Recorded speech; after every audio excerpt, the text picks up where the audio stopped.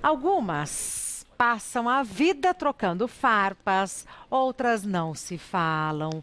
Alguns casais chegam a terminar o relacionamento. O nosso assunto agora é a convivência entre sogra e nora. O que fazer para evitar ou pelo menos administrar um conflito? Como manter e melhorar a convivência? Para falar sobre esse assunto, eu vou conversar com a psicóloga Tatiane de Sá Manduca. Feliz ano novo, meu amor! Feliz ano novo, querida! Você tá bem? Tô bem, bom estar aqui. E seu Tudo filho, bem? coisa preciosa. Tá a coisa mais gostosa, tá nos assistindo porque tá em período de férias. Um beijo pra você, meu amor. Você se dá bem com a sua sogra? Me dou muito bem. Você vê que ela participou, né, da nossa última pauta. Sim. Um beijo pra ela, pra minha querida sogra. Com muita disponibilidade, Com né? muita disponibilidade, muita generosidade, né? Exato. Mas como você começou falando, nem sempre a gente tem essa relação, né, construída entre nora e entre sogra. Por que é uma coisa assim que às vezes sai faísca, Tati? Sabe, Rê, tem também um aspecto, um estereótipo cultural, né? Eu estava brincando agora ali no celular, né? E daí procurei o símbolo sogra, daí veio língua de sogra, né? Olha só como suscita, seja nas brincadeiras, seja numa série de coisas. Tem o doce, né? Olho de sogra, né? O que pressupõe o quê? A língua né? de sogra é aquela língua comprida que a gente brinca nos aniversários. E o olho de sogra é o olho gordo. Pois é, você vê como esse aspecto, né, cultural tem a ver também, está introjetado na nossa maneira, né, de entender, né, às vezes criar atalhos que faz com que a gente também não nos debruce a entender melhor as relações.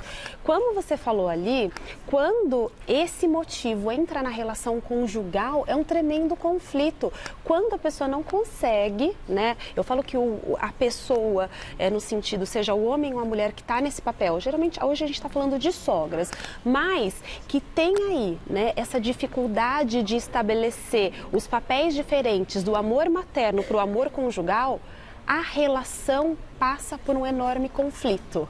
Então, dá para a gente também, por esse motivo, entender um pouco sobre isso que você está dizendo, sobre essas diferenças, sobre esses conflitos que a gente tem no relacionamento dessas duas pessoas, né? Da nora e da sogra. Mas pode ser também do genro com a sogra. Também pode ser. Você sabe que assim, quando a gente olha para isso, né, até como a gente falou pelas brincadeiras, né, que citam a sogra é tida como uma figura, né, de um relacionamento difícil. Já é tida, né? Então faz parte também de uma crença. Isso não quer dizer também que não tem, assim, nessa relação, porque quando a gente está falando de uma estrutura familiar nova, né, vamos pensar que se casa e aí parte, né, a sogra passa a ser, né, não a sogra tem o papel de nora, então as relações se modificam. E acho que isso é um começo de conversa, entender que as relações, de fato, elas vão se modificar ao longo do tempo.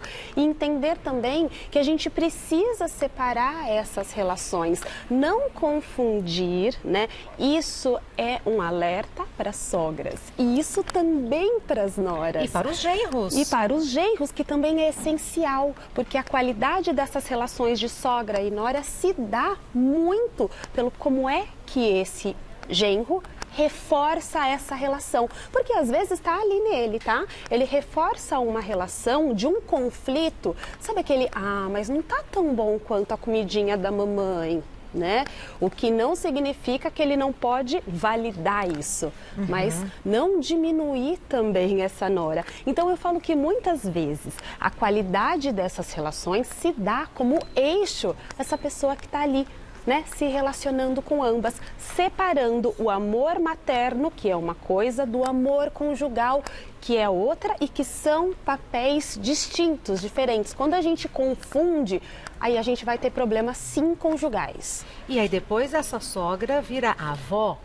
Pois é, né? Então se essa relação... E a figura da avó já é uma figura doce, amada por todo mundo, é a mesma pessoa, só que numa coluna ela tá como sogra, na outra ela tá como avó. Pois é.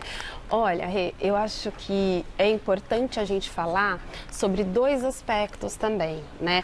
Então, aqui é quando a sogra, ela se torna nora também, então ela adquire mais um papel nesse contexto familiar também. Quando ela se torna? Quando ela se torna avó. Né? E daí, se esse relacionamento, né, não tiver bom, anteriormente, ele tende a dificultar, né? Ele tende a ser... Por quê? Porque existe... A gente ficaria um programa inteiro dizendo aqui dos desdobramentos e das consequências.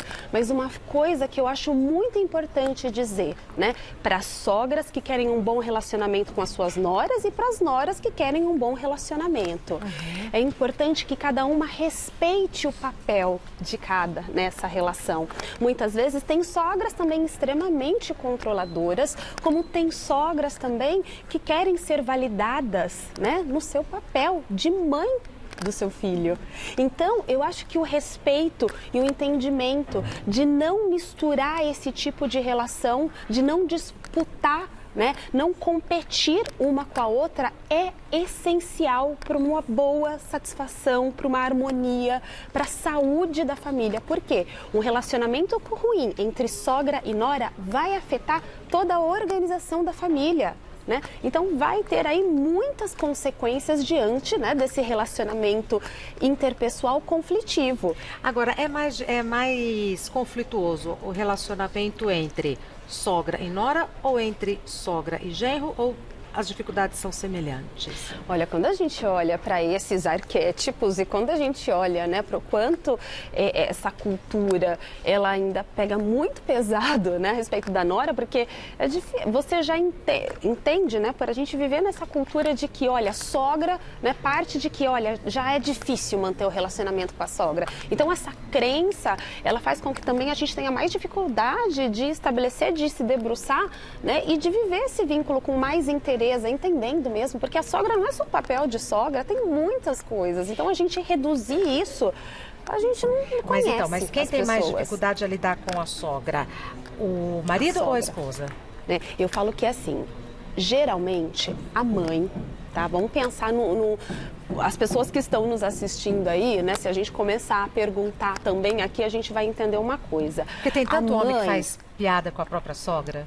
Faz, Por isso que eu digo assim, genro... Comentários jocosos, faz né? piada, faz graça e tal, né? Eu penso, né, como tem uma pesquisa de uma psicóloga de Cambridge, que ela fez ela separou isso, como é muito mais recorrente, né, com as mulheres, né? Então, o que acontece dentro dessa relação? Que disputa? A nossa base de amor e de vínculo, a gente aprende com a figura materna ou aquela que é responsável pelos cuidados. Então, a gente aprende a amar. O que eu penso é que pode ter uma relação muito ameaçadora, né? Quando a mãe muito controladora, né, do homem, não consegue separar, não consegue, quando ela fez um vínculo que não foi um vínculo satisfatório, então ela não consegue separar, deixar com que essa criança vá viver, esse homem vai viver a sua vida separando o amor de mãe para que ele possa adquirir segurança emocional. Mas, Tati, e quando a mulher que cria a filha para ter tudo do bom e do melhor, e essa filha se apaixona por um homem que essa mãe acha que não está à altura da filha. Então ela também vai ter atrito com o genro. Pois é, mas daí é uma decisão da mãe, não da filha, né? Esse está o problema, né? Você tomar decisões daquilo que não compete a você, que compete aos filhos. Né? Então, muitas vezes, por essa necessidade de controlar, de querer o melhor para o filho, você instaura nesse filho uma insegurança muito grande. E daí, você sabe que eu vejo que é uma coisa comum, Regina? Né?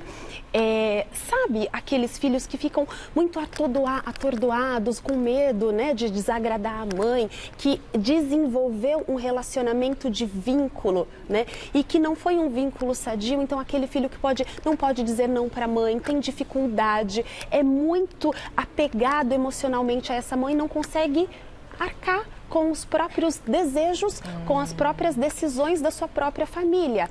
Isso traz, né, provavelmente uma pessoa insegura nas suas relações familiares, um apego que não é sadio à figura materna. E essa mãe também, onde detém todo o controle. Então você vê que assim, está além disso, para além dessa relação. Então a gente tem que olhar para como foi estabelecido os vínculos, né? Olha, como foi estabelecido o vínculo desse homem com essa mãe, dessa mulher com essa mãe. a gente precisa conhecer, porque esse autoconhecimento é o que faz com que a gente reflita como é que a gente está lidando, que dificuldades que a gente está lidando com as nossas sogras, as nossas noras, com as pessoas ao nosso redor, porque às vezes é só, né, onde está fazendo um sintoma, um barulho ali, e que tem outras relações ali, uma maneira de você interpretar como é que você enxerga, né, ser amada, o amor, se você enxerga ele sobre a ameaça, se você fica com medo demasiado, né, de achar com que o outro vai roubar. Olha, o ciúme é medo de perder a exclusividade do outro. Então, dentro dessa relação, o ciúme está no eixo ali, né? Sim. Que medo é esse de perder a exclusividade? E amor não tem limite, né? Dá pra gente chamar tanta gente. O Instagram da doutora Tatiane de Sá Manduca é @Tatiane de Sá Manduca. No Face, psicóloga Tatiane de Sá Manduca. É um assunto que dá, olha, para você aprofundar com a Tati. O ano está só começando. Tá, vamos né, fazer Rê? muitas reflexões. Vamos sim. Obrigada, Obrigada, meu amor. Bom querida. ano, até a próxima. 2020 lindo para nós. Sim, seguramente será.